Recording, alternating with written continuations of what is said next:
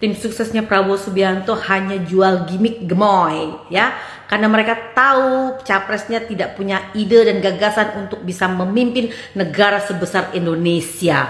Makanya mereka tuh jual gemoy-gemoy, padahal Prabowo itu udah nggak pantas dibilang gemoy ya, karena udah tua, nggak ada lucu-lucunya, nggak ada menggemaskannya. Yang pantas dibilang gemoy itu adalah anak-anak kecil yang masih muda, yang lucu-lucu, itu masih pantas dibilang gemoy. Ini udah aki-aki ya. Kita ini mau pilih presiden, bukan mau pilih pelawak yang hanya bisa melucu ya.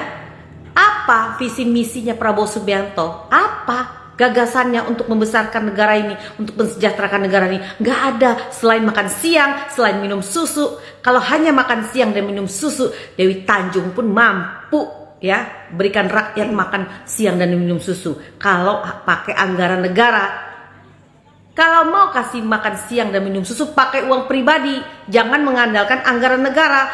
Siapapun juga bisa melakukan itu ya. Tolong ya kepada tim sukses Prabowo Subianto, jangan jual-jual gimmick, jualah ide dan gagasan untuk bisa memajukan bangsa dan negara kita ini. Ini jual gimmick gemoy-gemoy, udah tahu capresnya udah tua dan aki-aki, dibilang gemoy, gemoynya di mana? Udah nggak pantas, ya, udah nggak pantas banget gitu loh. Nah satu lagi, tuh lihat lagi. Baju mereka warna biru, tuh ada bunga-bunga, tuh ada gambar dakocan, ada gambar kartunya si Prabowo. Kayaknya mereka ini lagi ngusung capres pelawak Indonesia deh, ya. Daripada dengar saya pidato, mendingan joget.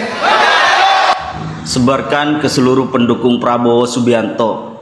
Kalau mau milih Prabowo, sekarang harus mikir-mikir. Seorang pemimpin itu harusnya memilih berpidato daripada berjoget. Nah ini Prabowo mau memimpin Indonesia malah memilih joget daripada pidato. Bung Karno itu terkenal dengan pidatonya yang berapi-api, proklamator dikenalnya. Maka ketika di panggung yang seharusnya berpidato malah mengeluarkan jogetan, inikah gambaran seorang pemimpin ke depannya? Bagi yang dukung Prabowo, mikir. Daripada dengar saya pidato, mendingan joget. Sekarang bukan hanya capresnya seneng joget, pendukungnya juga ikut-ikut seneng joget gitu loh. Yang dikampanyekan jogetnya, bukan gagasannya. Tapi juga aku bingung juga sih kalau jadi pendukungnya Pak Prabowo mau apa gitu. Misalkan aku mau mengkampanyekan Pak Prabowo dari sisi prestasi, kan juga bingung apa prestasinya gitu. Misalkan aku mau mengajak orang, ayo milih Pak Prabowo. Aku bingung prestasinya ini itu apa, itu nggak ada gitu. Bingung ya mau tak tunjukkan ke orang. Misalkan kalau mau ngomong prestasinya dulu menjadi prajurit, nanti orang-orang malah ingat di situ ada pelanggaran HAM, pada ingat itu. Misalkan kalau mau ngomong prestasinya adalah Menhan, nanti orang-orang pada inget juga nanam singkong gagal. Terus ya udah solusinya joget gitu loh. Itu juga ada toko-toko besar itu joget kayak Pak Erick Thohir kayak itu, ya Allah. Pak Zulkifli Hasan. Aduh, parah banget asli. Tapi yang jelas gini loh, masyarakat udah pada tahu gitu loh, bahwa memimpin Indonesia itu tidak cukup hanya dengan bermodalkan gemoy, itu tidak cukup. Oke, saya kira itulah respon dari Nyai Dewi Tanjung dan juga netizen terhadap kelakuan para gerombolan Prabowo ini dan juga termasuk pendukungnya, di mana mereka ini sibuk memaksakan untuk terlihat gemoy dan juga calon presiden dan wakil presiden sama-sama kosong otaknya, sama-sama tidak mempunyai wawasan, dan sama-sama mempunyai rekam jejak yang saya kira sangat-sangat buruk.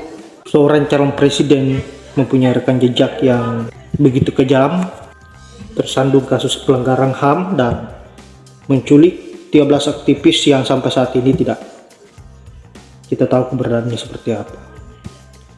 Dan yang satunya yang menjadi cawapres, yaitu Gibran, menjadi calon wakil presiden dengan cara yang busuk, merusak hukum di Indonesia, seolah semua yang ada di Indonesia ini adalah miliknya dan seenak jidat dirubah kapanpun dia mau. Ini yang sangat berbahaya. Ini yang harus kita hindari. Semoga seluruh rakyat Indonesia bisa mempelajari setiap calon pemimpin yang harus kita berikan kepercayaan untuk memimpin Indonesia 5 tahun ke depan. Jangan sampai terjebak dengan kata-kata gemo dan berjoget. Dia jadikan sebagai senjata utamanya, bukan sebuah gagasan. Saya kira masyarakat sudah tahu dan sudah bisa memahami bagaimana Prabowo dan Gibran ini memang tidak layak untuk dijadikan seorang pemimpin. Bahkan dijadikan sebagai ketua RT saja saya kira tidak layak. Seandainya Gibran bukan anak dari Presiden Jokowi, maka dia tidak lain hanyalah mantan penjual martabak yang merugi. Dan saya kira Gibran ini berpotensi untuk menjadi gelandangan seandainya bukan anak Pak Jokowi. Saya kira hanya itu. Terima kasih buat sahabat-sahabat sudah menonton video yang saya up. Semoga ada hikmah di balik video yang saya up ini dan semoga dipanjangkan umurnya, dimudahkan rezekinya. Saya akhiri dengan ucapan wallahul muwaffiq ila aqwamit thoriq. Assalamualaikum warahmatullahi wabarakatuh.